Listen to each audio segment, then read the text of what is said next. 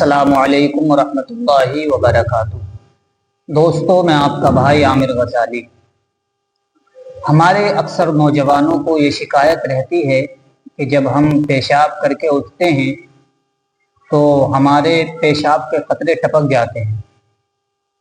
تو اگر ایسی صورت میں ہم پیشاب کر کے اٹھے اور پیشاب کرنے کے بعد میں ہم وضو کرنے کے لیے بیٹھ گئے اور ہم کو ایسا لگا کہ ہمارے پیشاب کے قطرے ٹپک رہے ہیں، یا ہم نماز پڑھنے کے لیے کھڑے ہو گئے اور نماز کی صورت میں ہم کو ایسا لگا کہ ہمارے پیشاب کے قطرے ٹپک رہے ہیں، تو کیا ایسی صورت میں ہمارا وضو ہو جائے گا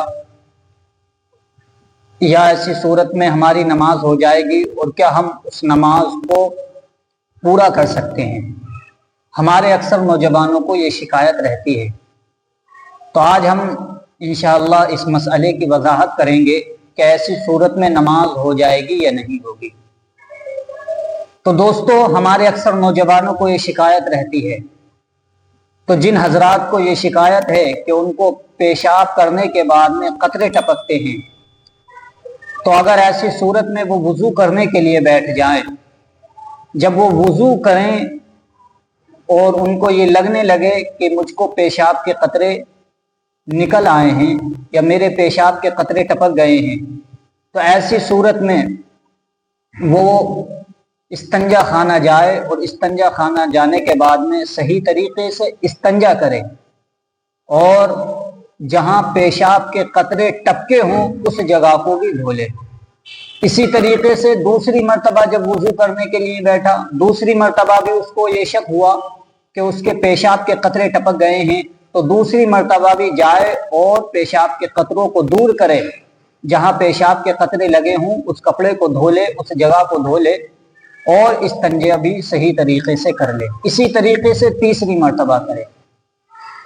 اب اگر چوتھی مرتبہ ایسا لگا ہے کہ اس کے پیشاب کے قطرے ٹپک گئے ہیں، تو ہمارے فقہائے اکرام یہ فرماتے ہیں کہ اگر اس کو چوتھی بار ایسا لگا کہ اس کے پیشاب کے قطرے ٹپک گئے ہیں، تو ہمارے فقہا فرماتے ہیں کہ اب وہ اپنے چلو میں پانی لے، اور پانی لینے کے بعد میں جہاں پر پیشاب کے قطرے ٹپک رہے ہیں یا اس کو ایسا لگ رہا ہے کہ مجھ کو پیشاب کے قطرے آ رہے ہیں، وہاں چھڑکاؤ کر لے پانی کا۔ اب اگر پیشاب کے قطرے بھی آتے ہیں تو وہ یہ سمجھے کہ یہ وہ پانی ہے کہ جو میں نے چھڑکاؤ کیا تھا۔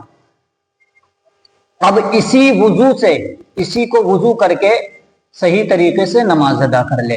یہ تو ہو گیا وضو کا طریقہ۔ اب یہاں مسئلہ یہ پیدا ہوتا ہے کہ ہمارے فقہا نے یہ کیوں فرمایا کہ چوتھی مرتبہ میں جا کر کے اسی وضو سے نماز پڑھ لے؟ تو ہمارے فقہا اس کی وضاحت کرتے ہیں۔ وہ کہتے ہیں کہ چوتھی مرتبہ جو اسی وضو سے نماز پڑھنے کے لیے کہا گیا، وہ اس لیے کہا گیا ہے کہ یہ جو وسوسے آتے ہیں یہ شیطان کی طرف سے آتے ہیں، اور ہم نماز رحمان کے لیے پڑھتے ہیں۔ تو اگر ہم کو زیادہ وسوسے آئیں گے تو ایسا ہو سکتا ہے کہ کوئی نوجوان، کوئی بھائی ہمارا دقت میں آ جائے اور وہ دقت میں آ کر کے نماز ہی نہ پڑھے، وہ الجھن میں آ جائے اور الجھن میں آ کر کے نماز ہی نہ پڑھے۔ تو ہمارے فقہا فرماتے ہیں وہ جائے اور اسی وضو سے نماز پڑھ لے۔ یہ تو وضو کا بارے میں نے آپ کو بتایا۔ اب کچھ احباب کو ایسا ہوتا ہے کہ نماز کی حالت میں قطرے آنے لگتے ہیں جب وہ نماز پڑھتے ہیں۔ تو نماز کی بھی یہی صورت ہے کہ اگر آپ کو ایسا لگا ہے کہ آپ کو پیشاب کے قطرے آ رہے ہیں اور آپ کو یقین ہو، اگر آپ کو یقین نہیں ہے، ایسا ہوتا ہے کیونکہ بعض مرتبہ ایسا بھی ہوتا ہے کہ ہمارے بہت سارے احباب کو اکثر مرتبہ ایسا ہوتا ہے کہ ان کو پیشاب کے قطرے نہیں ٹپکتے ہیں، ان کے پیشاب کے قطرے نہیں نکلتے ہیں، لیکن ان کو یہ گمان ہوتا ہے کہ شاید میرے پیشاب کے قطرے نکل گئے ہیں۔ تو اگر آپ کو یہ پہلی مرتبہ ہو رہا ہے، یعنی آپ کو پہلی مرتبہ یہ شک ہوا کہ میرے پیشاب کے قطرے نکل گئے ہیں، تو آپ جائیں نماز توڑیں، اور نماز توڑ کر کے آپ دیکھیں اگر آپ کو پیشاب کے قطرے نکلے ہیں تو آپ اس جگہ کو دھوئیں اور استنجا کریں، پھر آ کر کے دوبارہ نماز پڑھیں۔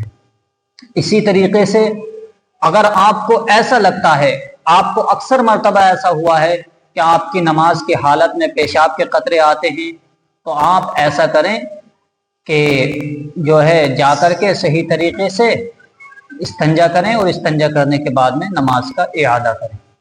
और अगर आपको अक्सर ऐसा होता है कि पेशाब के कतरे तो नहीं टपकते, लेकिन गुमान होता है कि शायद पेशाब के कतरे निकल गए हैं, तो अब हमारे फुक़हा ये फरमाते हैं ऐसी सूरत में आप अपनी नमाज को मुकम्मल कर लें, नमाज को पढ़ लें, और पढ़ने के बाद में आप देखें कि अगर आपको वाकई पेशाब के कतरे आए हैं तो आप जाएं और जाकर के धोएं, और धोने के बाद में दोबारा वुज़ू करके नमाज का इआदा कर लें।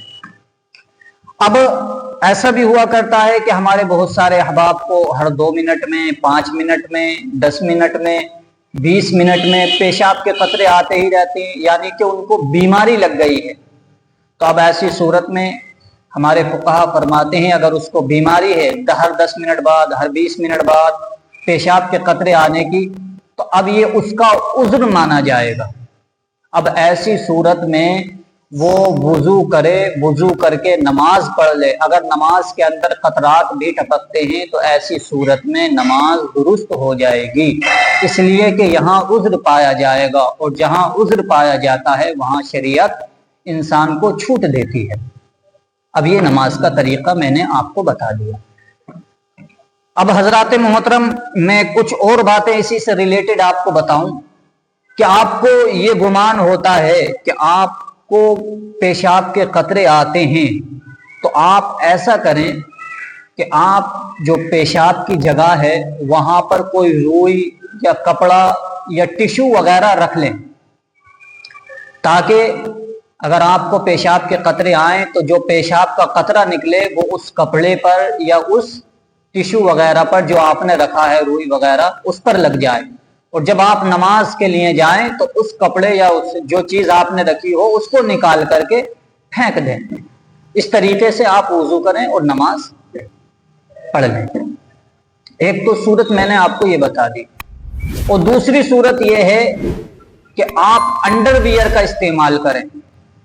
अगर आपको पेशाब के कतरे आते हैं तो आप अंडरवियर पहने। जब आप नमाज के लिए जाएं तो आप उस अंडरवियर को उतार दें और दूसरे कपड़े पहनकर, यानी जो आपने कपड़े पहने हुए हैं उन्हीं कपड़ों को या दूसरे कपड़े पहनकर जो है आप नमाज अदा कर लें। अब अगर आपको पेशाब के कतरे आते हैं तो आप इस्तिब्रा करें। हमारे फुक़हा फरमाते हैं इस्तिब्रा करें। इस्तिब्रा करना ये वाजिब है। अब आप कहेंगे ये इस्तिब्रा क्या चीज होती है? इस्तिब्रा कहते हैं कि जब आप पेशाब करने के लिए बैठें, इस्तंजा करने के लिए बैठें, तो आप अपनी सांस को रोकें और सांस को रोकने के बाद में जोर लगाएं। इसलिए कि ऐसा होता है कि बाद हजरात को सांस रोकने के बाद में जब वो जोर लगाते हैं तो जो नली के अंदर कतरात रह जाते हैं वो बाहर निकल जाते हैं। तो आप इस तरीके से करें, या फिर आप ऐसा करें कि बाएं जो आपका पाँव है बायां, उस पर आप जोर दें और जोर देने के बाद में हल्का सा झटका मारें। और अगर आपको ऐसे इस तरीके से पेशाब के कतरे, ऐसा भी होता है कि इस तरीके से भी पेशाब के कतरे वो निकल जाते हैं, या फिर आप खड़े होकर के फिर वापस बैठे, इसी तरीके से करें। अगर इस तरीके से भी पेशाब के कतरे निकल जाते हैं, या फिर आप ऐसा करें कि जब आप पेशाब करने के लिए बैठें तो आप कुछ देर के लिए 5-10 मिनट के लिए इस्तंजा खाने में बैठ जाएं, और जब आपको ये यकीन हो जाए कि अब मुझको पेशाब के कतरे नहीं आएंगे तो आप इस्तंजा करके बाहर आ जाएं। तो ये आपको मैंने कुछ सूरतें बताई हैं जिन हजरात को ये परेशानी लाहिक होती है कि उनको पेशाब के करने के बाद में जो है पेशाब के खतरात आते हैं। तो ये मैंने आपको मसला वाज़ेह कर दिया कि किन सूरतों में नमाज पढ़ी जा सकती है और किन सूरतों में नमाज का इआदा करना पड़ेगा या वुज़ू दोबारा करना पड़ेगा। ये मैंने आपको मसला वजाहत के साथ बता दिया है। अब अगर आपको हमारी ये वीडियो पसंद आई है तो आप हमारे चैनल को सब्सक्राइब करें